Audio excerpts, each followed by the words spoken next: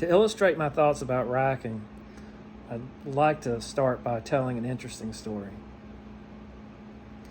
Now, racking becomes a more important aspect of the game the higher you go up into the skill levels.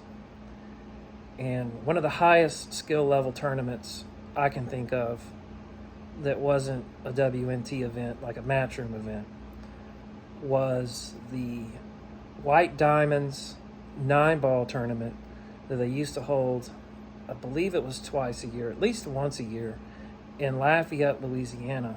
And the owner of the room was Chris Miller. And you can get on YouTube and search Chris Miller Calcutta, because he's one of the most animated and entertaining guys ever when it comes to doing a Calcutta. So check it out. It was a Big Truck used to film those and stream those tournaments.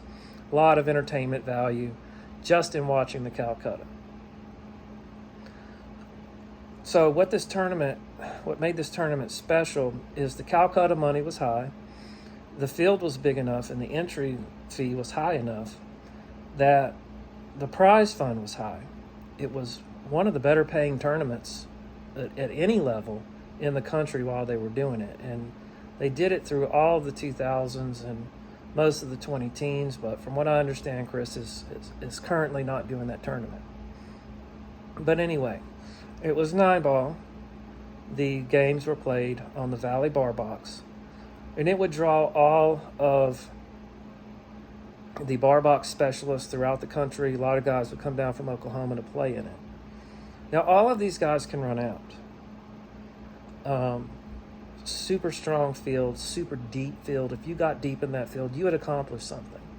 Now, what separated the men from the boys? What allowed the cream to rise to the top?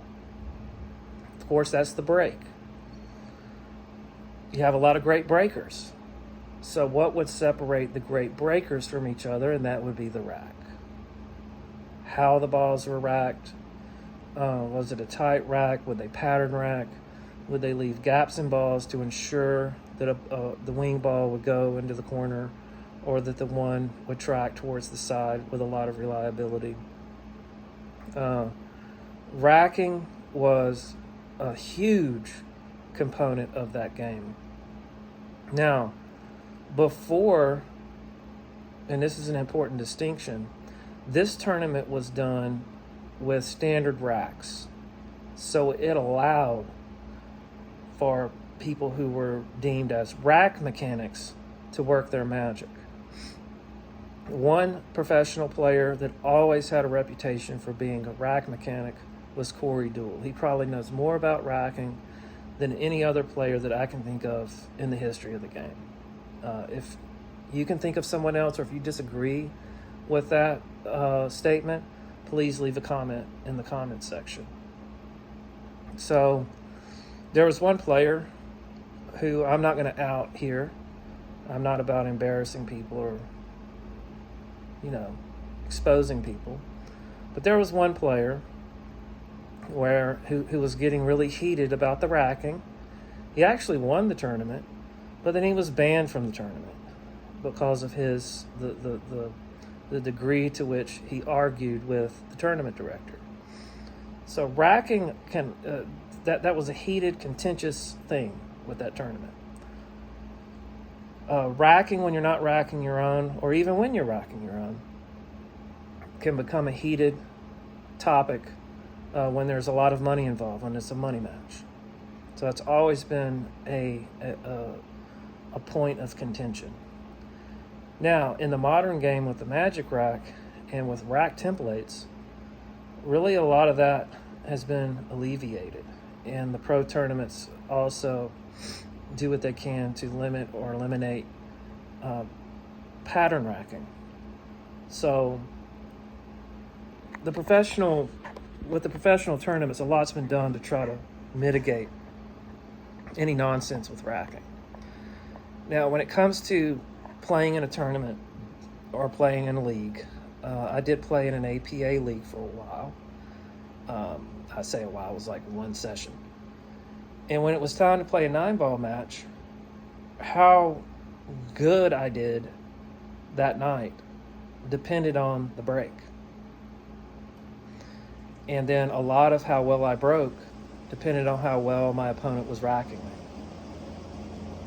So if the guy took extra care and was conscientious about racking, and I was hitting them good, then I was going to win. And not only win, I was going to dominate. But other times, they would see that I could run out, and they would make sure that I didn't have a tight rack. Where that showed itself the most was an 8-ball. I had a guy slug rack me.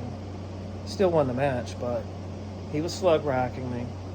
And so much so that I had to adjust and start hitting the second ball, because he would make sure that the one ball would roll off what was not tight, the head ball.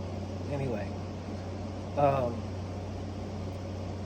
as for me, when I rack for someone else, no matter if it's a tournament or a league or a match where we're really trying to see who the better player is, I've always been really conscientious about giving my opponent a good rack.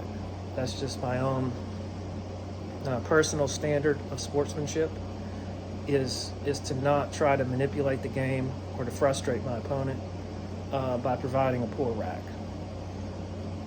I did a previous video in 8-ball about J-racking, so you can look back through my videos and look at the J-rack. I won't go into too much detail about it, but J-racking is a method of 8-ball racking.